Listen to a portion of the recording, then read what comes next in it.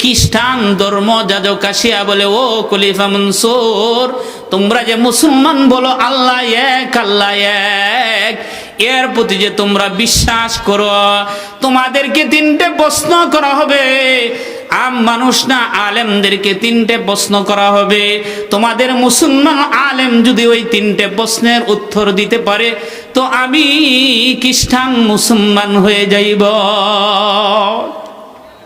খলিফা মনসুরের দরবারে যখন খলিফা মনসুর বললেন, বলো তোমার কি প্রশ্ন? ওই খ্রিস্টান ধর্মযাজক বলতেছেন, আপনারা যে বলেন আল্লাহ এক, আমার এক নম্বর প্রশ্ন হলো, আল্লাহ যে এক বলেন, আল্লাহ একের পূর্বে কি ছিল? একের পূর্বে কি ছিল? এক নম্বর প্রশ্ন। দুই নম্বর প্রশ্ন হলো, আল্লাহ এখন কোন দিকে চেয়ে আছেন? তিন নম্বর প্রশ্ন হলো, আল্লাহ এখন কি কর্ম করিতেছেন, কি কাজ করিতেছেন? খলিফা মনসুরের কাছে যখন এই প্রশ্নটি করলেন, তো খলিফা মনসুর পেরেশানি হয়ে গেলেন। কারণ সাধারণ প্রশ্ন না, আল্লাহ তাআলার ওয়াহদানিয়তের ব্যাপারে প্রশ্ন, আল্লাহ তাআলার একাত্মবাদের প্রশ্ন। গভীর মনোযোগ সহকারে বাবা শুনেন, কারণ আল্লাহ তাআলার একাত্মর ব্যাপারে প্রশ্ন করে বসছে। খলিফা মনসুর বড় পেরেশানি হয়ে গেলেন, খলিফা মনসুর বড় চিন্তিত হয়ে গেলেন। এমতন অবস্থা খলিফা মনসুর বলেন, সমস্ত উলামায়ে কেরামদেরকে একত্রিত করলে 11 জনের কাছে 11 প্রশ্ন আসবে, কিন্তু খাকে এই প্রশ্নটার উত্তর দিতে পারবে। খলিফা মনসুর সিদ্ধান্ত নিল, সেই যুগের সবচেয়ে বড় আলেম ছিলেন ইমামে আজম ইমামে আবু হানিফা। খলিফা মনসুর ইমাম আবু হানিফার শরণাপন্ন হলেন। ইমাম সাহেবকে বললেন, ও ইমাম সাহেব, আমাদের এক ওয়াহদানিয়তের ব্যাপারে প্রশ্ন করেছে ধর্ম খ্রিস্টান ধর্মযাজক। খলিফা মনসুর এই কথা বলার সাথে সাথে ইমামে আজম রহমাতুল্লাহ আলাইহি বললেন, তুমি একটা বড় মঞ্চ বানাও এবং এলাকার মধ্যে এলান করে দাও, দিন তারিখ নির্ধারণ করো।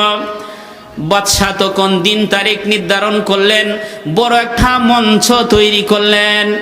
মঞ্চ তৈরি করার পর অনেক উলামায়ে কেরাম জ্ঞানী গুণীরা মঞ্চের মধ্যে বসতেছে। সবাই চিন্তিত অবস্থা। এই খ্রিস্টান ধর্মযাজককে আল্লাহ সম্পর্কে প্রশ্ন করে বসছে, যদি উত্তর না দিতে পারে তো মুসলমানদের নাক কাটা যাবে। মুসলমানের আল্লাহ ওয়াহদানিয়তের ব্যাপারে প্রশ্ন করে বসলো। এই ব্যাপারে সমস্ত মানুষ জড়ো হয়ে গেল। ইমামে আজম রহমাতুল্লাহ আলাইহি সাধারণ মানুষের মতো, শ্রোতাদের মতো তিনি বসে গেলেন। খলিফা মনসুর মঞ্চে উঠিয়া খ্রিস্টান ধর্মযাজককে ডাক দিলেন, আসো তোমার প্রশ্ন আবার বলো। ওই খ্রিস্টান ধর্মযাজক আবার মঞ্চে উঠিয়া মুসলমানদেরকে লক্ষ্য করে বলে, এ মুসলমানরা, তোমরা যে বলো আল্লাহ এক, আল্লাহ এক, বলো তো আল্লাহর পূর্বে কি ছিল? আল্লাহ এখন কোন দিকে চেয়ে রয়েছে? আল্লাহ এখন কি কর্ম করিতেছে? এই কথা বলার সাথে সাথে ইমামে আজমকে খলিফা মনসুর ডাক দিলেন, ও ইমাম আজম, আসেন মঞ্চে আসেন, প্রশ্নের উত্তর দিয়ে দান। ইমাম আবু হানিফা মঞ্চে উঠতেছেন। খ্রিস্টান ধর্মযাজক ইমাম আবু হানিফা যে স্থানে বসা ছিল, ওই স্থানেই তিনি বসে গেলেন। ইমাম আজম তখন ওই খ্রিস্টান ধর্মযাজককে প্রশ্ন করলেন, আপনি কি 1-2 সংখ্যা গণতে পারেন? জি পারি। বলেন তো। তো 1 থেকে 10 পর্যন্ত সংখ্যা গণনা করেছে। ইমাম আজম বলে, না না না, 1 থেকে 100 পর্যন্ত আপনি গণনা করেন। তো খ্রিস্টান ধর্মযাজক 1 থেকে 100 পর্যন্ত সংখ্যা গণনা করার পর ইমাম আজম রহমাতুল্লাহ আলাইহি খ্রিস্টান ধর্মযাজককে প্রশ্ন করলেন, বলেন তো একের পূর্বে কি ছিল? একের পূর্বে কি ছিল? খ্রিস্টান ধর্মযাজক প্রশ্ন শুনে লাজবাব হয়ে গেলেন। খ্রিস্টান ধর্মযাজক বলেন, একের পূর্বে আবার কি থাকবো? এক দিয়েই তো সব ঘটনা ঘটছে। একের পূর্বে কিছুই নাই, কারণ এক দিয়াই তো 100 পর্যন্ত সংখ্যা হয়েছে। এক না থাকলে তো তার সংখ্যা থাকবে না। ইমাম আজম বলেন 1 নম্বর প্রশ্ন হলো তোমার, যে এক না থাকলে কোনো সংখ্যা থাকবে না। আমার আল্লাহ এক, তিনি শুরুতে, তিনি সব কিছু কায়নাত সৃষ্টি করেছে।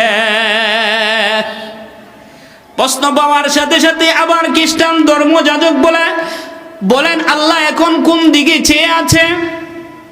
ইমাম আজম বলেন ওই বাতির দিকে তাকান, ওই বাতির আলো কোন দিকে চেয়ে আছে? বাতির আলো তো চতুর্দিক দিয়ে আছে। ইমাম আজম বলেন বাতির আলো যদি চতুর্দিক দিয়ে থাকতে পারে, আল্লাহ হলো নূরের কেন্দ্র, তিনি নূর সৃষ্টি করেছেন, তিনি আলো সৃষ্টি করেছেন, আল্লাহ চতুর্দিক দিয়ে চেয়ে আছেন। ইমাম আজমকে বলেন আপনার তৃতীয় প্রশ্ন, আল্লাহ এখন কি করতেছেন? ইমাম আজম বলেন এই মুহূর্তে আল্লাহ তাআলা যে কাজটা করেছেন, আল্লাহ তাআলা তোমাকে নিচে নামায়া, মঞ্চে থেকে নিচে নামায়া, আর আমাকে আল্লাহ তাআলা মঞ্চে উপরে উঠাইছে। এই তৌফিক আল্লাহ দিয়েছেন, এই মাত্র আল্লাহ ওই কাজ করেছেন। সাথে সাথে খ্রিস্টান ধর্মযাজক লাজবাব হয়ে গেলেন।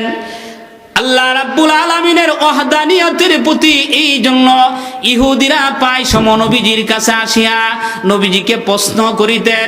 আল্লাহর রাসূলের কাছে প্রশ্ন করিলেন, ইয়া রাসূলুল্লাহ, আসমান জমিন সৃষ্টির ব্যাপারে প্রশ্ন করিলেন। নবীজিকে আসিয়া আসমান জমিনের সৃষ্টির ব্যাপারে যখন প্রশ্ন করেন, তো আল্লাহ রাব্বুল আলামিন পয়গম্বরের কাছে হযরত জিবরাইল আয়াত নিয়ে এসে গেছেন। আল্লাহ রাব্বুল আলামিন বলেন ইহুদিরা আপনাকে জিজ্ঞাসা করেছে আসমান এবং জমিন সৃষ্টির ব্যাপারে, আপনি বলে দেন ওয়ালাকাদ খালাকনাস সামাওয়াতি ওয়াল আরদা ওয়ামা বাইনাহুমা ফি সিত্তাতি আইয়াম। আপনি বলে দেন আসমান এবং জমিনের এই মধ্যস্থতা যা কিছু আছে আল্লাহ তাআলা 6 দিনের মাধ্যমে সৃষ্টি করেছে। ইবনে আব্বাস এই আয়াতের ব্যাখ্যায় তিনি বলেন আল্লাহ তাআলা 6 দিনের মাধ্যমে সৃষ্টি করেছেন। তাহলে আল্লাহ তাআলার সৃষ্টির সূচনা কোথায় থেকে শুরু হয়েছে? কোন দিন থেকে আল্লাহর সৃষ্টির সূচনা শুরু হয়েছে? তাফসীরে কিতাবে লেখেন আল্লাহর সৃষ্টির সূচনা শুরু হয়েছে রবিবার। আল্লাহ তাআলা রবিবারে জমিন সৃষ্টি করেছেন। ইবনে আব্বাস রাদিয়াল্লাহু তাআলা আনহু বলেন জমিন কয়টা? জমিন হলো 7টা। আল্লাহ তাআলা যে জমিন সৃষ্টি করেছে রবিবারের জমিন হলো 7টা। এক জমিন থেকে আরেক জমিনের দূরত্ব হলো 500 বছরের রাস্তা। এই যে জমিন আল্লাহ বানাইছেন, প্রথম যে জমিনের মধ্যে আমরা বসবাস করি, মানুষ বসবাস করে, হিংস্র প্রাণীরা বসবাস করে, গৃহপালিত পশু বসবাস করে। এরপরে আরেকটা জমিন আছে যে জমিনের নিচে বাতাস বসবাস করে। ইবনে আব্বাস বলেন দ্বিতীয় জমিনে বাতাস বসবাস করে। এর নিচে আরেকটা জমিন আসে, সেটি হলো তৃতীয় জমিন। সেই জমিনের মধ্যে জাহান্নামের পাথর থাকে। এর নিচে আরেকটা জমিন আছে চতুর্থ জমিন, সেই জমিনের মধ্যে বিচ্ছু থাকে। এর নিচে আরেকটা জমিন আছে, এই জমিনের মধ্যে সাপ থাকে। এর নিচে আরেকটা 6 নম্বর জমিন আছে, ওই জমিনের মধ্যে বসবাস করে জাহান্নামের আগুন। এর নিচে 7ম জমিনের নিচে বসবাস করে শয়তান এবং জিন্নাতরা। তাহলে ওই 7টা জমিন পাইলাম। 7 জমিনে 7 শ্রেণীর সৃষ্টিজীব বসবাস করে। 7টা জমিনের মধ্যে 7 শ্রেণীর বসবাস করে। আব্দুল্লাহ ইবনে আব্বাস তাফসীর ইবনে কাসিরের মধ্যে লেখেন আল্লাহ তাআলা ওই 7টা জমিনকে কিসের উপরে স্থাপন করেছে?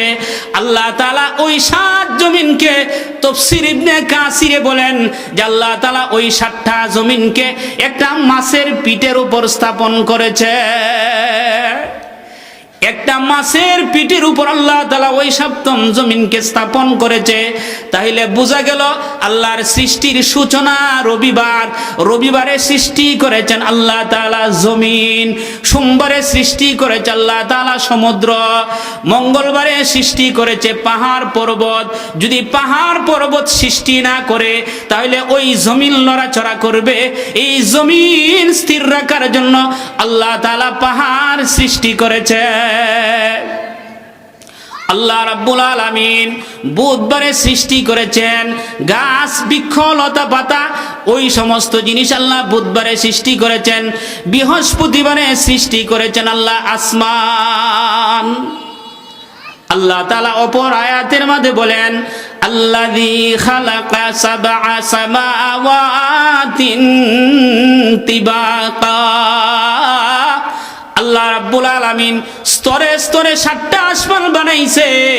এই আয়াতের ব্যাখ্যাকারীরা বলেন, আল্লাহ যে 7 আসমান বানাইছেন, এক আসমানের দূরত্ব 1 থেকে 500 বছরের রাস্তা। এই 7 আসমান আল্লাহ কি দিয়া বানাইছে? ওই 7 আসমানের নাম আল্লাহ তাআলা কি রাখছেন? তাফসীর কারকরা ওই নামগুলো বর্ণনা করেছেন। আল্লাহ রাব্বুল আলামিন যে 7 আসমানের প্রথম আসমানটা যেটা আমরা দেখি, এই আসমানটা মেঘমালার জমাট আস্তরের নির্মিত। আমাদের দৃষ্টিতে সেটা নীল বর্ণ দেখা যায়। তাফসীরে কিতাবে এর নাম রাখেছে রকিয়া। এই প্রথম আকাশের নাম হলো রকিয়া। এর উপরে আরেকটা আসমান আল্লাহ তাআলা নির্মাণ করেছেন। সেই আসমানটা আল্লাহ তাআলা বানাইছেন লোহা দিয়া। এর নাম হলো ফাইদম বা মাউন। এর উপর আরেকটা আসমান আল্লাহ তাআলা বানাইছেন, তৃতীয় আসমান, যে আসমানটা আল্লাহ তাআলা তামা দিয়ে বানাইছেন। এর উপরে চতুর্থ আসমান, যে আসমানটাকে আল্লাহ তাআলা রূপা দিয়ে বানাইছেন। এর পঞ্চম আসমান, যে আসমানটাকে আল্লাহ তাআলা লাল বর্ণ স্বর্ণ দিয়ে বানাইছে, যার নাম মুজাইয়ানা। এর উপরে ষষ্ঠ আসমান, যে ষষ্ঠ আসমানটাকে আল্লাহ তাআলা বানাইছেন জওহার পাথর দিয়া। জওহারি মহামূল্যবান পাথর দিয়ে আল্লাহ তাআলা বানাইছেন। এর উপরে সপ্তম আসমান, যে আসমানটাকে আল্লাহ তাআলা লাল বর্ণের একুত পাথর দিয়ে বানাইছে। এই সপ্তম আসমানের পাশে বাইতুল মামুর আছে, যে বাইতুল মামুরে ফেরেশতারা তওয়াফ করে। এই বাইতুল মামুরে ফেরেশতারা প্রতিদিন 70,000 ফেরেশতা তওয়াফ করে। যে ফেরেশতা একবার তওয়াফ করে চলে যায়, কিয়ামত পর্যন্ত ওই ফেরেশতা আর তওয়াফের সিরিয়াল পায় না। এই জন্য আল্লাহ তাআলা বৃহস্পতিবারে আসমান বানাইলেন। শুক্রবারে এই আজকে কি বার? আজকে কি বার? আপনারা সবাই ঘুমায় গেছেন নাকি? যারা এদিক সেদিক ঘোরাফেরা করতেছেন সবাই এসে পড়েন। আল্লাহ রাব্বুল আলামিন এই শুক্রবারে বানাইলেন সূর্য, চন্দ্র, তারকা, বেহেশত, এই সমস্ত নেয়ামতগুলো আল্লাহ তাআলা শুক্রবারে সৃষ্টি করলেন। সৃষ্টি করার পর 3 ঘন্টা সময় আল্লাহ তাআলার কুদরতি হাতে অবশিষ্ট রইলেন। এই 3 ঘন্টার প্রথম ঘন্টা আল্লাহ রাব্বুল আলামিন, এই 3 ঘন্টার প্রথম ঘন্টার মধ্যে আল্লাহ তাআলা মৃত্যুর সময় নির্ধারণ করলেন।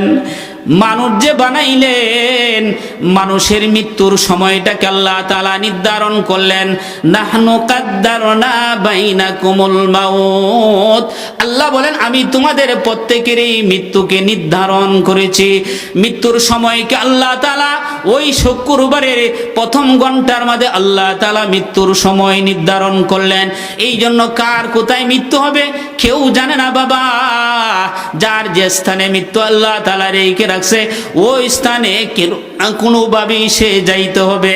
কারণ মৃত্যু আল্লাহ রাব্বুল আলামিন নির্দিষ্ট সময়ের মধ্যে আল্লাহ তাআলা যে সময় ডাক দিবেন, কেউ যাইতে কেউ 1 সেকেন্ড আগেও যাইব না, কেউ 1 সেকেন্ড পরেও যাইব না।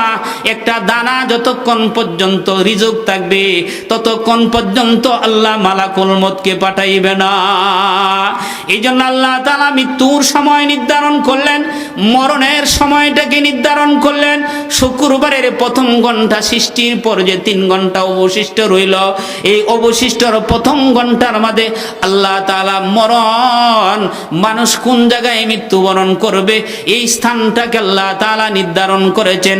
দ্বিতীয় ঘন্টায় আল্লাহ তাআলা কোন জিনিস মানুষের জন্য উপকার হবে, কোন জিনিস মানুষের জন্য বিপদ হবে, মানুষের বালা মুসিবত, মানুষের দুঃখ কষ্ট আল্লাহ তাআলা দ্বিতীয় ঘন্টার মধ্যে সৃষ্টি করেছে।